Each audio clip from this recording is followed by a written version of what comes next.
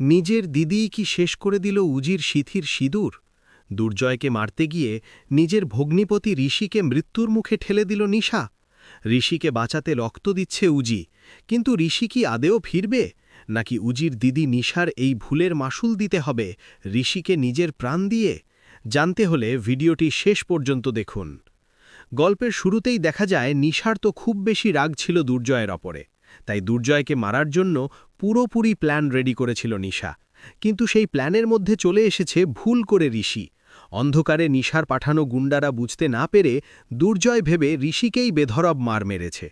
আর তারপরেই ঋষির অবস্থা দেখে দুর্জয় জাস্ট অবাক হয়ে যায় আর বলে, আমি তো ভাবতেই পারছি না সুস্থ সবল ছেলেটারে কি অবস্থা হলো। তারপরেই উজিকে ফোন করে সমস্ত সত্যিটা বলে দেয় যে ঋষির অবস্থা ভীষণই খারাপ। ঋষিকে এক্ষুনি হসপিটালে নিয়ে যেতে না পারলে হয়তো আর বাঁচানো যাবে না। আর কথাটা শোনা মাত্রই উজির অবস্থা অনেক বেশি খারাপ হয়ে যায়। উজি কি করবে কিছুই বুঝে উঠতে পারছে না। উজি এক ছুটে চলে যাওয়ার চেষ্টা করে হসপিটালে, আর তখনই শোভাদেবী এসে আটকে দেয় আর বলে, কি হয়েছেটা কি? তুমি এত ছটপট করছো কেন? কি হয়েছে আমাদেরকে খুলে বলো, না হলে বুঝবো কি করে? এরপর উজি বলে, ঋষির প্রাণ সংশয় আছে, এক্ষুনি আমাকে হসপিটালে যেতে হবে। এই বলেই দৌড়ে চলে যায়। তখনই শোভাদেবী বুঝতে পারে নিশ্চয়ই ঋষি আবার কোনো বিপদে পড়েছে। এর মাঝখানেই ভানু কথা বলতে থাকে নিশার পাঠানো গুন্ডাগুলোর সাথে আর জিজ্ঞেস করে, লোকটা এখন কেমন আছে? তখনই সেই গুন্ডাটা বলে, আরে অন্ধকার ছিল, বোঝা যাচ্ছিল না, হয়তো মার একটু বেশি পড়ে গেছে, বেঁচে আছে কিনা বলতে পারবো না। এটা শোনার পর ভানু নিজেই অবাক হয়ে যায় আর বলে, বেঁচে আছে কিনা বলতে পারবো না, এসব মানে কি? হ্যাঁ, প্রফেশনাল তো নাকি গুন্ডা? এখন দুদিনে তৈরি হয়ে গেছেন গুন্ডা? কি বলতে চাইছেন বলুন তো? কিছুই তো বুঝে উঠতে পারছি না। গুন্ডাটা বলে, আরে বাবা, আমরা চেষ্টা করেছিলাম, এখন অন্ধকারে ২-৪ গা বেশি পড়ে গেলে সেটা আমাদের দোষ হয় কি করে? এরপর ভিডিও দেখাতে থাকে, আর ভিডিওটা যখন দেখে যে সেটা দুর্জয়ের না, সেটা ঋষির, চমকে উঠেছে ভানু আর বলে, কাকে মেরেছেন আপনারা? আপনারা জানেন আপনারা কার গায়ে হাত তুলেছেন? ঋষি ব্যানার্জি। আরে বাবা, নিশা এটা কি করল? নিশা তো অনেক বড় ভুল করে ফেলেছে। এরপরে ভানু বুঝতে পারে অনেক বড় আবার একটা ঝড় উঠতে চলেছে। এখন তো অনেকটাই রাত হয়ে গেছে, নিশা রীতিমতো জেলের মধ্যেই ঘুমিয়ে পড়েছে। তাই কনস্টেবলের ফোনে বারবার করে ফোন করতে থাকে ভানু আর বলে, ম্যাডামকে ফোনটা দিন। তখন কনস্টেবল বলে, কিন্তু ম্যাডাম তো ঘুমাচ্ছেন, এখন ডাকতে গেলে আবার আমাকে বকা দেবেন। ভানু বলে, আপনি চুপচাপ ডাকুন ওকে। এরপর কনস্টেবল নিশাকে ডাকাডাকি শুরু করে আর বলে, আপনার ফোন। এরপর ভানুর ফোন করেছে দেখে প্রচণ্ড রেগে যায় নিশা আর বলে, ফোন করার আর সময় নেই, একটু ঘুমাতে যাব। এরপরেই নিশাকে ভানু বলে, সর্বনাশ হয়ে গেছে, দুর্জয়কে ভেবে রীতিমতো ঋষিকে পিটিয়েছে গুন্ডাগুলো। ঋষি মনে হয় বেঁচে নেই রে নিশা, একটা বড়সড় ঝড় উঠতে চলেছে, তোকে বারণ করেছিলাম কিন্তু তুই শুনলি না, এবার কি করবি? আমি তো নিজেই বুঝে উঠতে পারছি না। নিশাও বুঝতে পারে উজি যদি একবার সবটা জেনে যায় তাহলে উজি এরপর আর নিশাকে কখনোই ক্ষমা করবে না।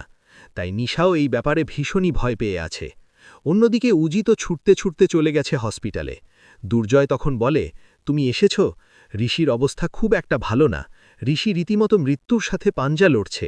তখনই উজি বলে, ঋষির এই অবস্থা হলো কি করে? চুপ করে আছো কেন? বলো, ঋষির এই অবস্থা কি করে হলো? দুর্জয় বলে, আমি বলছি সবটা। এরপর প্রবাল আর শৈবাল দুজনাই চলে এসেছে খেয়া। দুর্জয় তখন বলে, ঋষি হচ্ছে আমার বস, তাই আমি ভেবেছিলাম ১০১ নম্বর রুমেও মিটিং করুক, আমি বরং পরে একটা পুরনো ঘরে চলে যাই। তাই আমি ১০১ নম্বর রুমটা ছেড়ে চলে গিয়েছিলাম অন্য রুমে। কিন্তু এখন আমি বুঝতে পারছি আসলেই ঋষি নয়, টার্গেট ছিলাম আমি। আর সেটা এখন পুরোপুরি স্পষ্ট হয়ে গেছে। প্রবাল তখন বলে, কি হচ্ছে? বারবার আমাদের বাড়ির ছেলেটার সাথে এত অন্যায়, এটা আমি আর মেনে নিতে পারছি না।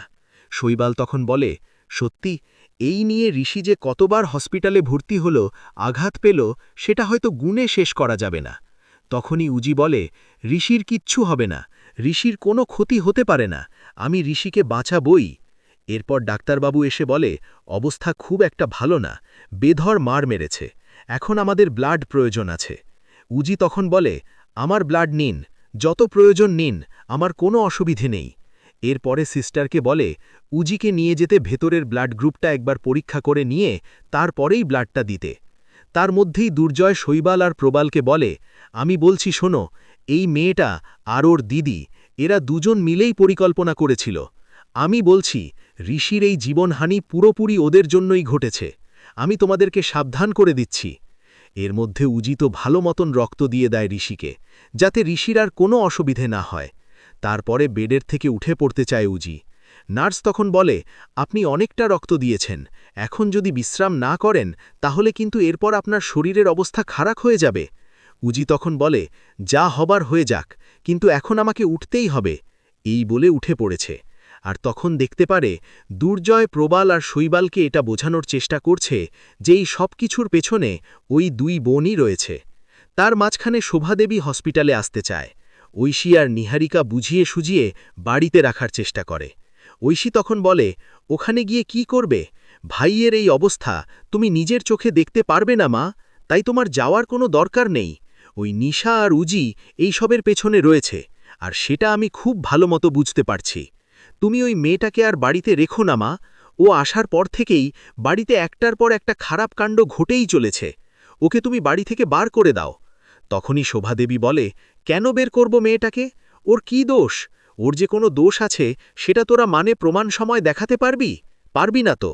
ঐশী তখন নিহারিকার দিকে তাকায় আর বলে, প্রমাণ তাহলে করে দিতেই হবে। এর মধ্যে উজি বলে, আমি জানি আপনারা আমাকে সন্দেহ করছেন, সেটাই স্বাভাবিক ব্যাপার, কিন্তু আমার নিজের শীতের সিঁদুর আমি মুছতে চাইব, এইটা কি কোনো মেয়ের পক্ষে কখনো সম্ভব? আমি কখনোই ঋষি ব্যানার্জির ক্ষতি করার কথা মাথাতেও আনতে পারি না, দুঃস্বপ্নেও ভাবতে পারি না। এর মধ্যে ঋষির অবস্থা অনেক বেশি ক্রিটিক্যাল। যেটুকু ব্লাড দেওয়ার প্রয়োজন ছিল সেটুকু দিয়ে দিয়েছে উজি, কিন্তু তাতেও ঋষির কোনো রকমের কোনো সেন্স ফিরছে না। ডাক্তাররা বলে দিয়েছে একটু সময় না দিলে বোঝা যাবে না। তখনই ভানুকে দেখে নিয়েছিল উজি। ভানুর সাথে সাইডে কথা বলতে থাকে। ভানু তখন বলে, আমি বুঝতে পারছি উজি, তোর রাগ করার কারণ আছে। উজি বলে, দিদি এইসবের পেছনে রয়েছে তাই তো ভানুদা। তখন ভানু সত্যিটা স্বীকার করে আর বলে, আরে ঋষিকে না, দুর্জয়কে মারতে চেয়েছিল নিশা, ভুল করে ঋষি চলে এসেছে সেই জায়গাটাতে। তখন উজি বলে, তাহলে ঋষিরই তো ক্ষতিটা হলো না, আর তো কারোর ক্ষতি হয়নি। আমি এবারে দিদিকে দেখে নেব। বারণ করেছিলাম ওকে বারণ করেছিলাম যাতে ও ঋষিবাবুর কোনো ক্ষতি না করে, কিন্তু আমার কোনো কথা যখন ও শোনেনি, এবারে বাকিটা আমি বুঝে নেব।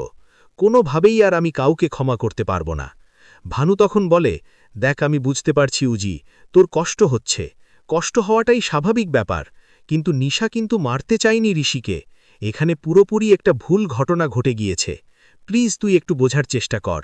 দেখ এমনিতেও কিন্তু তুই প্রমাণ করতে পারবি না, তাই বলছি দয়া করে সবটা মেনে নে। কিন্তু উজি বলে, এবার আমি অন্যভাবে মুখোমুখি হব দিদির, আর দিদি যে অন্যায়মূলক করছে তার শাস্তি এবার দিদিকে পেতেই হবে। এদিকে শোভাদেবী ভাবে, ঋষি সুস্থ হবে তো, নাকি অলরেডি ঋষির কোনো ক্ষতি হয়ে গেছে? এদিকে জ্যোতি ভাবে, অর্থাৎ উজি ভাবে, যত তাড়াতাড়ি সম্ভব ঋষিকে সুস্থ করিয়ে বাড়িতে ফিরিয়ে নিয়ে যাবে। হাসপাতালের করিডোরে দাঁড়িয়ে ভানুর মুখ থেকে সব সত্যিটা শোনার পর উজির চোখের জল শুকিয়ে পাথরের মতো হয়ে যায়। সে বুঝতে পারে নিজের দিদি নিশা কতটা ভয়ঙ্কর হয়ে উঠেছে। শুধুমাত্র দুর্জয়কে শেষ করতে গিয়ে সে নিজের বোনের সিঁদুর মুছতেও দ্বিধা করেনি। উজি মনে মনে প্রতিজ্ঞা করে যে দিদি হোক বা অন্য কেউ, ঋষির এই অবস্থার জন্যে যে দায়ী তাকে সে উপযুক্ত শিক্ষা দেবেই। অন্যদিকে উটির ভেতরে ঋষির অবস্থা ক্রমশ আশঙ্কাজনক হতে থাকে। ডাক্তাররা জানায় প্রচুর রক্তক্ষরণের ফলে ঋষের শরীর সাড়া দিচ্ছে না। উজি নিজের শরীরের কথা না ভেবে বারবার রক্ত দিতে চায়, কিন্তু ডাক্তাররা তাকে আটকে দেয়। উজি তখন হাসপাতালের মন্দিরে গিয়ে প্রার্থনা শুরু করে যে ঋষির প্রাণ ফিরে না আসা পর্যন্ত সে অন্য জল গ্রহণ করবে না। এদিকে বাড়িতে ঐশী এবং নিহারিকা মিলে শোভাদেবীকে উজির বিরুদ্ধে খেপিয়ে তোলার আপ্রাণ চেষ্টা করে। তারা প্রমাণ করার চেষ্টা করে যে উজি আসলে নিশার চর হয়ে এই বাড়িতে ঢুকেছে এবং ঋষিকে মারার ষড়যন্ত্রে সেও সামিল।